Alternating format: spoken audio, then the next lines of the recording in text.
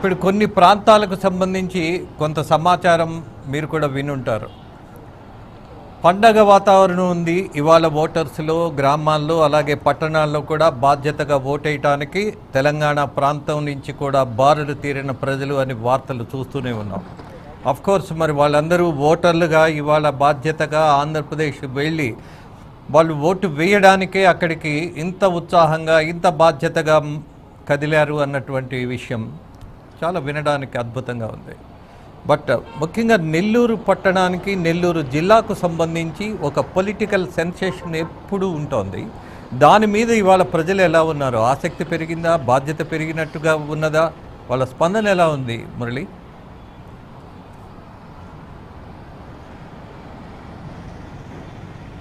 Thank you Rajendra గారు. అయితే 2024 సార్వత్రిక ఎన్నికల్లో మాత్రం పూర్తి స్థాయిలో గతంలో ఎప్పుడు చూడని విధంగా ప్రజల్లో అయితే ఒక అవేర్నెస్ వచ్చిందనేది తెలుస్తుంది. ఎందుకంటే చుట్టుపక్కల రాష్ట్రాల నుంచి అటు తెలంగాణ, ఇటు కర్ణాటక, మరోవైపు చెన్నై నుంచి, తమిళనాడు నుంచి కూడా భారీ ఎత్తున ఆంధ్రప్రదేశ్ నుంచి అక్కడికి వెళ్ళి అక్కడ ఉన్నటువంటి వాళ్ళంతా కూడా భారీ ఎత్తున ఇక్కడికి వచ్చేటటువంటి పరిస్థితులు కనిపిస్తున్నాయి.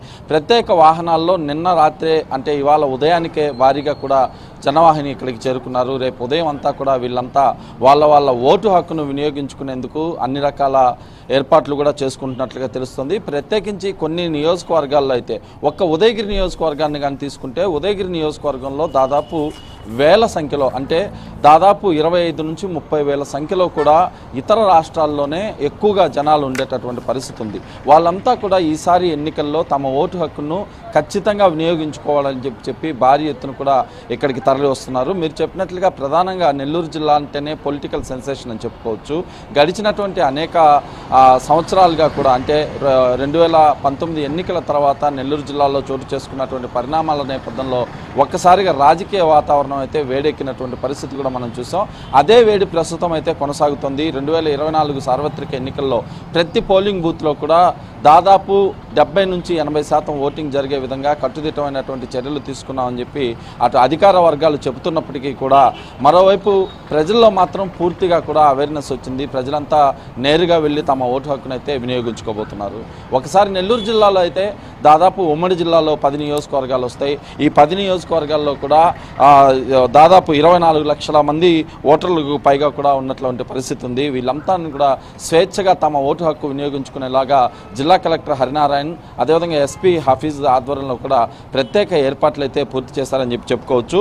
దీంతోపాటు 2953 పోలింగ్ బూత్లను ఏర్పాటు చేశారు. వాటిల్లో 572 సమస్యాత్మక కేంద్రాలను అయితే గుర్తించారు. అంటే నెల్లూరు అంటేనే దాదాపు రాయలసీమ జిల్లాల్లోకి దగ్గరగా ఉండేటటువంటి నెల్లూరు జిల్లాలో కూడా గడిచినటువంటి 2019 ఎన్నికల్లో అయితే కొన్ని చోట్ల ఘర్షణ వాతావరణాలు అయితే తలెత్తాయని చెప్పుకోవచ్చు. అలాంటి చోట్లని ప్రత్యేకంగా గుర్తుపెట్టుకొని అంటే గతంలో జరిగినటువంటి ఎన్నికల అనుభవాలను దృష్టిలో ఉంచుకొని ఆయా సమస్యాత్మక కేంద్రాలతో పాటు ప్రత్యేకించి ఘర్షణ జరిగినటువంటి ప్రాంతాలు ఏదైతే ఉంటాయో వాటిల్లో 100% వెబ్కాస్టింగ్ ఏర్పాటు చేసుకున్నారు జిల్లా అధికారులు. జిల్లాలోని కలెక్టరేట్లో ఏర్పాటు చేసినటువంటి ఏదైతే భారీ స్క్రీన్లలో వెబ్కాస్టింగ్ ద్వారా ఎప్పటికప్పుడు పర్యవేక్షిస్తున్నట్లుగా అధికారులు చెప్తున్నారు. ప్రస్తుతం తిరుపతి జిల్లాలోకి వచ్చేటటువంటి ఉమ్మడి జిల్లాలో ఉన్న నెల్లూరు జిల్లాలో ఉన్నటువంటి సూళ్లూరుపేట నియోజకవర్గం తడలో అయితే ప్రతి ఎన్నికల్లో కూడా భారీ ఎత్తున ఘర్షణ వాతావరణం నెలకొనే అవకాశాలు స్పష్టంగా ఉన్నాయి. దీంతో ఈసారి రీపోలింగ్కు ఎక్కడ అవకాశం ఇవ్వకుండా కట్టుదిట్టంగా ఎన్నికలు అయితే చేస్తామని చెప్పి ఎన్నికల అధికారులు చెప్తున్నారు. మురళి మరొక విషయం జిల్లాలో మరొక విషయం ఇది కొత్తదేం కాదు. దశాబ్దాలుగా సాగుతున్నటువంటి అలవాటు పద్ధతే ఎన్నికల సందర్భంగా ప్రలోభాలకు ప్రజలను లోనయ్యేట్టు చేయడం, అలాగే ముఖ్యంగా మద్యం అనేది విపరీతంగా ప్రజల మధ్యకు వెళ్ళటం, ఎక్కడైతే అలాంటి అవకాశాలు ఉన్నాయో వాటిల్ని తూచా తప్పకుండా రాజకీయ నాయకులు ఉపయోగించుకుంటున్నారు. మద్యం పంపకం ఎలా ఉంది? ఓటర్స్ను ప్రలోభాలకు లొంగదీసే పరిస్థితులు కనిపిస్తున్నాయా? ఏ పార్టీ అయినా what ever it is. But మొత్తంగా ఎన్నికల సందర్భంగా మద్యం, డబ్బు ఇలాంటి పంపకాలు జరుగుతున్న వాతావరణం ఏమైనా చూసారా మీరు?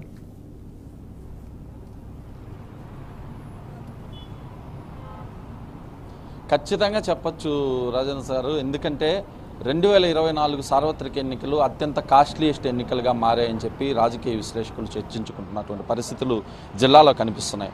ఎందుకంటే బడా నేతలు ఈసారి ఎన్నికల్లో నెల్లూరు జిల్లాలో పోటీ చేస్తున్నారు. 2019 సార్వత్రిక ఎన్నికల్లో కూడా అక్రమ మద్యాన్ని భారీ ఎత్తున ఆయా నియోజకవర్గాల్లో డంప్ చేసి తాగిచ్చినటువంటి పరిస్థితులు ఉన్నాయని అప్పట్లో కేసులు కూడా నమోదైనటువంటి పరిస్థితులు ఉన్నాయి. కొన్ని నియోజకవర్గాలు ప్రత్యేకించి జరిగాయి. అలానే ఈసారి కూడా మద్యం భారీ ఎత్తున డంపులుగా మారింది అని చెప్పి ప్రతిపక్షాల నుంచి కావచ్చు, అదేవిధంగా అధికార యంత్రాంగం నుంచి కూడా కొంత సమాచారం అయితే అందుతుంది. ఎన్నికల్లోకి సంబంధించినటువంటి నోటిఫికేషన్ ప్రారంభమైనప్పటి నుంచి కొన్ని నియోజకవర్గాల్లో లీటర్లు అంటే దాదాపు ఈ మద్యానికి సంబంధించినటువంటి వేల కొద్ది బాటిల్స్ని డంప్ చేసినటువంటి ప్లేసుల్లో అధికారులు కూడా పోయి పట్టుకున్నారు. ఒక సచివాలయంలో అయితే ఏకంగా సచివాలయం లోపలే మద్యం డంపును కూడా ఉంచడంతో అక్కడికి అధికారులు వెళ్ళి సీజ్ చేసినటువంటి పరిస్థితి ఉంది. అంటే ఎన్నికలకి దాదాపు రేపు జరగబోయేటటువంటి ఎన్నికలకి దాదాపు 20 రోజులు ముందే ఈ మద్యం అంతా కూడా డంపింగ్ తీసుకొచ్చి నియోజకవర్గాల్లో ఉంచారనేది ఒక అంచనా. ఆ అంచనాలో భాగంగానే ఇటీవల కొంత మేరకు దీన్ని సీజ్ చేయడం కూడా జరిగింది. అంటే ఓటర్లను ప్రభావితం చేసే అంశంలో మాత్రం అటు డబ్బు కావచ్చు, ఇటు మద్యం కావచ్చు, ఇది మాత్రం మీరు చెప్పినట్లుగా ఏ పార్టీలు అయినప్పటికీ కూడా భారీ ఎత్తున జనాల్లోకి అయితే వెళ్తున్నటువంటి పరిస్థితి ఉంది. 2019 కావచ్చు, అంతకుముందు కావచ్చు. ఓకే మురళి, మీరు చెప్పినటువంటి ఒక వాస్తవం మనం అనేక నియోజకవర్గాల్లో చూస్తూనే ఉన్నాం. ఆ పార్టీ ఈ పార్టీ అన్నటువంటి తేడా ఏం లేదు. అలాగే మరొక ఆసక్తికరమైనటువంటి విషయం చిత్తూరు జిల్లాలో మనం చూస్తున్నాం. ఇద్దరు మాజీ ముఖ్యమంత్రులు, అలాగే ఒక తాజా ముఖ్యమంత్రి. ఎవరైతే ఇవాళ ఆంధ్రప్రదేశ్ ముఖ్యమంత్రిగా ఆపద్ధర్మ ముఖ్యమంత్రిగా ఉన్నటువంటి జగన్మోహన్ రెడ్డి రాయలసీమలో ఆయన పోటీ చేస్తున్నటువంటి పరిస్థితి కడప జిల్లా నుంచి, అలాగే ఇద్దరు మాజీ ముఖ్యమంత్రులు, ఒకరు కిరణ్ కుమార్ రెడ్డి, రెండు చంద్రబాబు నాయుడు గారు.